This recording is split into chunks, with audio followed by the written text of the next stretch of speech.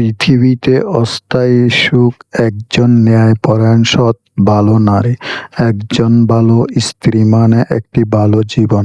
এই কথাটি পুরোপুরি সত্য। ওয়াল্লাহি, যদি তুমি পৃথিবীর ধনী মানুষ হও এবং তুমি পৃথিবীর সবচেয়ে সুস্থ মানুষ হও এবং তুমি পৃথিবীর প্রভাবশালী মানুষ হও এবং তোমার একজন ঝগড়াটে স্ত্রী থাকে, তুমি দুর্দশা দুঃখের মধ্যে জীবনযাপন করবে।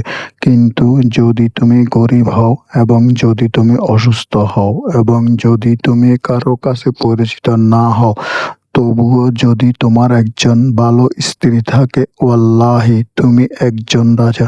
তোমার কাছে পুরো দুনিয়া আছে তোমার হাতের মুঠোয়।